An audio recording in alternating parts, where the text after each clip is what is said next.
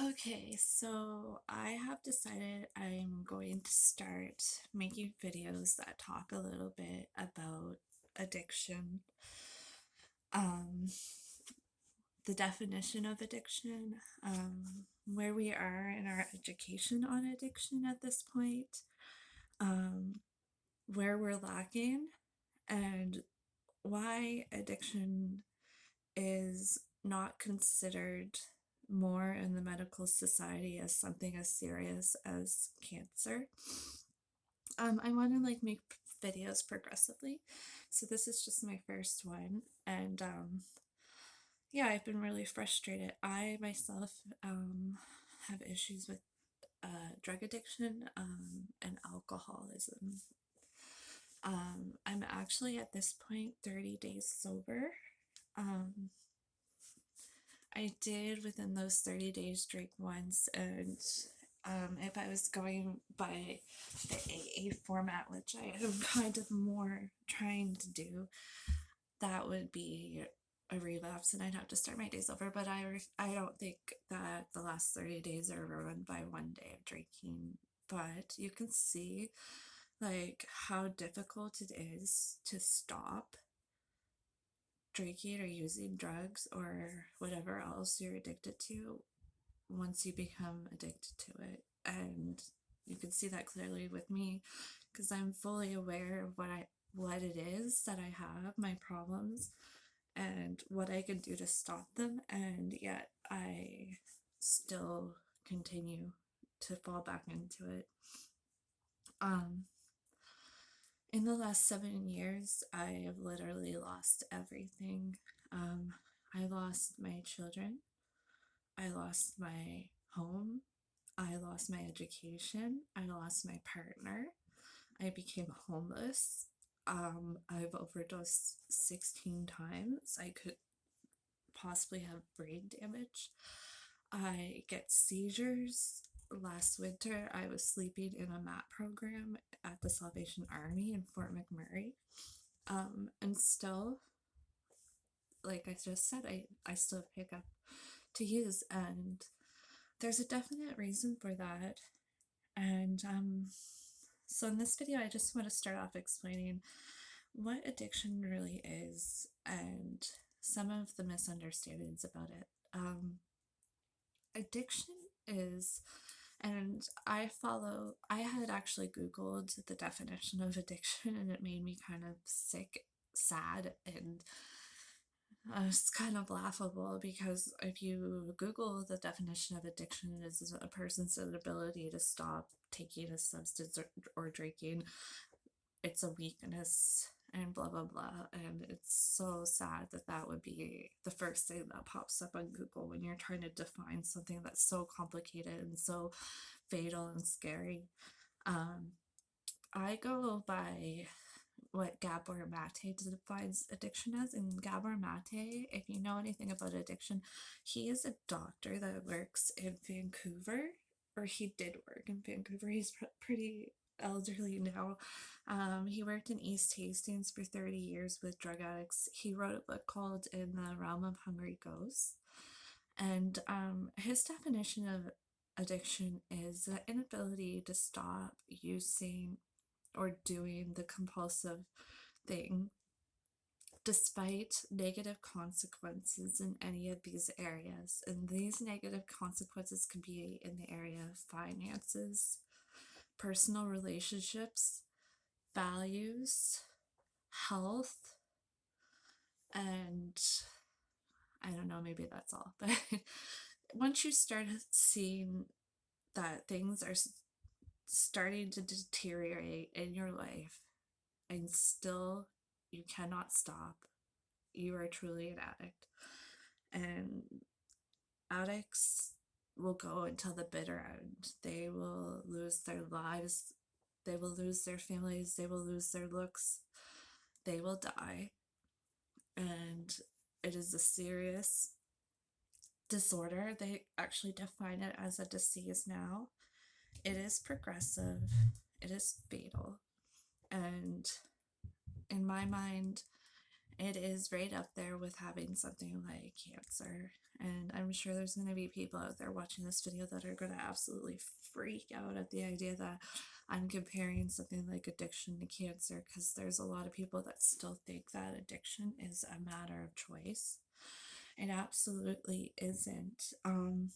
There is also a difference between someone who is a true addict and someone who's a heavy user. So, someone who is truly addicted to something, like I said, they can't stop despite the negative consequences. A heavy user might appear to be an addict because they will use and things will start to deteriorate. But once things start to deteriorate, they are able to pull themselves together with their own will and stop. If you're able to do that, you're probably not an addict. You're probably not truly what the definition of addiction is. You're not falling in that area. And because there are people out there that are heavy abusers, it really gives a bad name to addicts, because you will see somebody say, well, so and so smoked crack for 5 years, but then when he went to lose his daughter, he stopped and he's fine now. Well, that's great. He wasn't truly addicted to crack. Then he used it, he abused it. Um, it is a terrible thing to live with, and I actually have a belief that there is I put the idea in the sense of like the stages of cancer. So there are stages to addiction, and there's an early onset stage all the way till like you're in the fourth stage or the fatal stage of addiction. Like when they talk about cancer, there's like first stage, second stage, third stage. It gets worse as it goes on. The tumor is growing inside of you as you get further in the stages. If you are there to stop and arrest it, like you don't seek out a doctor or medical attention, you're just going to keep going further into those stages. And I actually believe that early onset addiction actually happens prior to the person ever picking up a substance, drinking, or whatever else, overeating or whatever. I think that you can find an addict if you start looking at children in early adolescence to late childhood. So, like between 9 and 14 years old, you're going to see the early onset symptoms of addiction. And if we in the medical society started to become more educated and aware of how much addiction is related to mental health issues, then we can understand that some of the symptoms that you would notice and think of as just mental health issues are warning signs that eventually that person is going to be prone to addiction and will end up in a life of addiction if intervention isn't swift. And I mean intervention not just for the mental health, but you have to get in there and you have to do some sort of medicating, because what addiction is generally, I believe, is a person that is suffering from symptoms of depression, anxiety, fear, guilt, and often pain, who, when not taken seriously, or when people are completely unaware of what's going on with this child, they soon start to self-medicate. And that's why you're going to see that a lot of drug addicts, they started their drug use early on in life. They'll say like 13 or 14, 12. Sometimes they started drinking, they started whatever. And really what it is there's an internal tumor, but it's mental.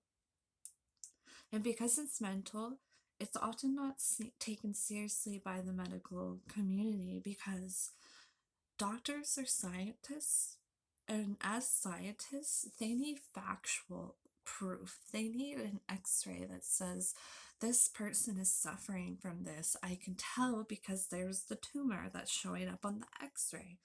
So even though this person is experiencing symptoms like depression, like pain, anguish, even if they might speak about it or if it's seen by an adult, unless there's something physically wrong, we are not going to take it as seriously as someone who comes in and has symptoms of pain, fatigue, depression, that does have a tumor that you can see on an x-ray. People tend not to believe what they can't see. And it's true for most of us. Like, we have to have faith in order to believe that somebody is telling us the truth. Honesty and trust take a level of faith. So the big problem here is because we're a little bit behind in our ideas and concepts of psychology. Most times, people that end up in drug addiction are children that are traumatized or who come from families that are in poverty. These are not the types of families that are going to recognize mental health symptoms and get their children to a psychiatrist who can work with them. These are the types of families that they themselves may have problems with addiction. And so their children are getting passed down these feelings, this trauma, and not only that, really, the drug addict is probably formed within the womb of the mother. Dr. Gabor Mate talks about this, how a baby neurologically doesn't form properly if the mother is anxious, if the mother is upset. It doesn't, if it comes out of the mother and she was anxious ridden, the baby's likely to be sensitive and anxious. If the mother is anxiety ridden her whole life, the mother or father, if there's a lot of chaos in the household, a lot of fighting, drug use, poverty, the child's brain doesn't create the chemicals that it actually needs to be able to feel good in the first place. You're not going to see the levels of dopamine, the levels of endorphins.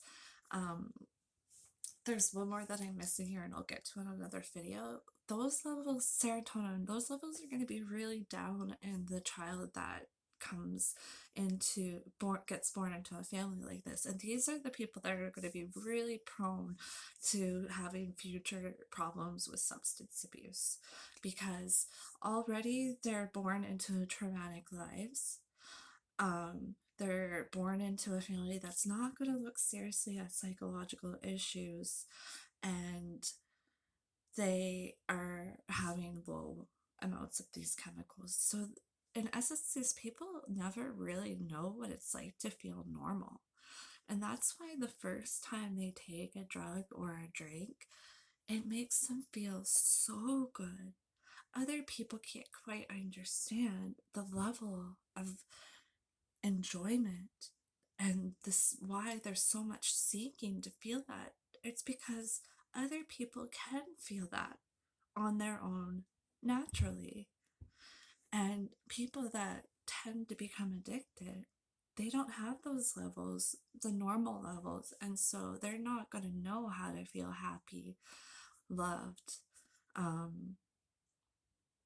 even like have the right amount of pain management. They might feel like a higher level of even physical pain than people that have the proper amounts of these chemicals. I'm actually going to stop there because the next thing I want to get into is talking about what exactly endorphins, dopamine, and serotonin does for you. And I also want to get into what is actually the cause of someone turning to substance abuse. And also, if you want to keep following my videos, you can see maybe progressively watch me in my path to recovery. I finally decided that as of right now, AA and NA are the only things that are really what has worked for people. I fought against that for a long time. So I'm in a program of AA NA right now, and we'll see how that goes. I'm going to start working on my step 4 tomorrow. So if you are interested in this at all, please keep watching my videos. Make some comments down below. sometimes people might think that my ideas don't make sense. Maybe I need to, maybe you can like give me some feedback on how I can better explain things to you. So next time, yeah, we're gonna talk about why dopamine and endorphins are important and to be a healthy person, and how the lack of these can lead to becoming an addict. Thanks, guys.